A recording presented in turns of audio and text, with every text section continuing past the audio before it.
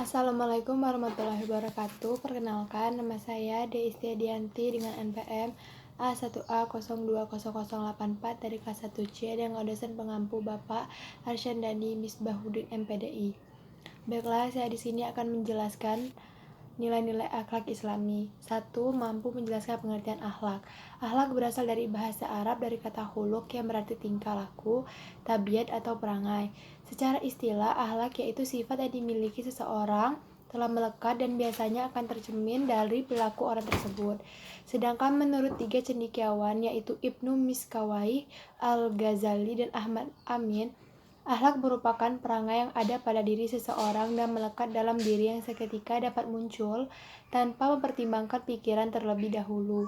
Dengan begitu, akhlak merupakan sebuah sistem yang mengatur tindakan dan pola sikap manusia dalam menjalani kehidupan sehari-hari. Sebab akhlak memicu terjadinya tindakan dan hubungan antara Allah sesama manusia dan alam semesta.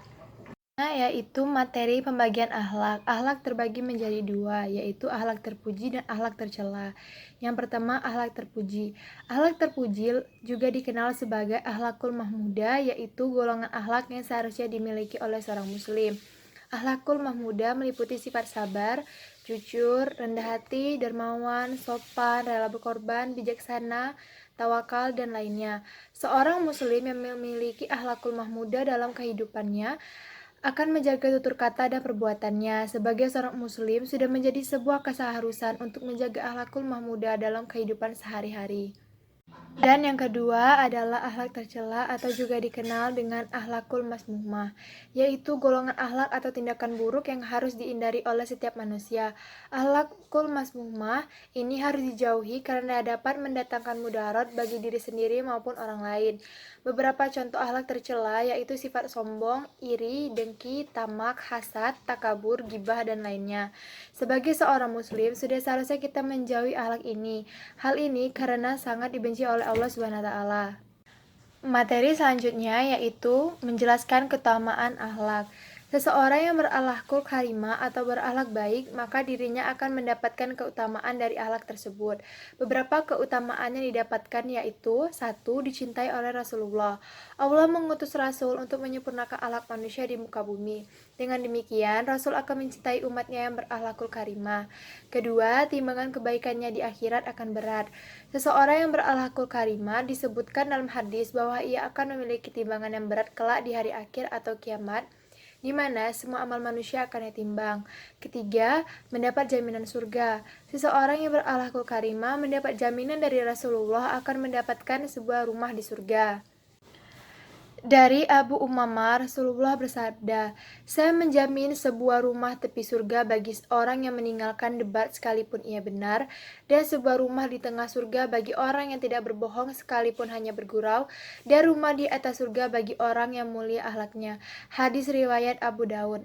Yang keempat, mendapatkan kedudukan tinggi di akhirat. Di akhirat kelak, seorang muslim yang pada masa hidupnya berakhlakul karimah akan mendapatkan kedudukan yang tinggi karena akhlak dan budi pekerti yang ia miliki.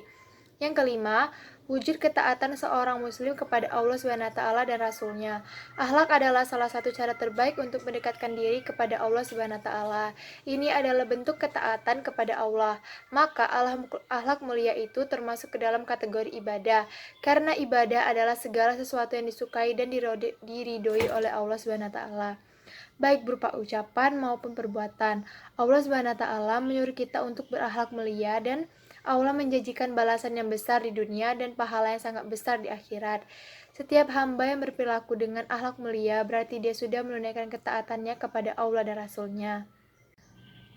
Akhlak pun memiliki tujuan, yaitu bertujuan untuk menjadikan manusia sebagai makhluk yang lebih tinggi dan sempurna, dan membedakannya dari makhluk-makhluk yang lainnya menjadi suatu hal yang harus dimiliki oleh manusia agar lebih baik dalam berhubungan sesama manusia, apalagi kepada Allah sebagai pencipta. Sedangkan pelajaran akhlak atau ilmu akhlak bertujuan mengetahui perbedaan-perbedaan perangai manusia yang baik dan buruk, agar manusia dapat memegang dengan perangai-perangai yang baik dan menjauhkan diri dari perangai-perangai yang jahat, sehingga terciptalah tata tertib dalam pergaulan masyarakat. Baiklah, sekian saja materi yang dapat saya sampaikan. Apabila ada salah kata dan perbuatan, saya mohon maaf. Kepada Allah saya mohon ampun. Saya akhiri, wassalamualaikum warahmatullahi wabarakatuh.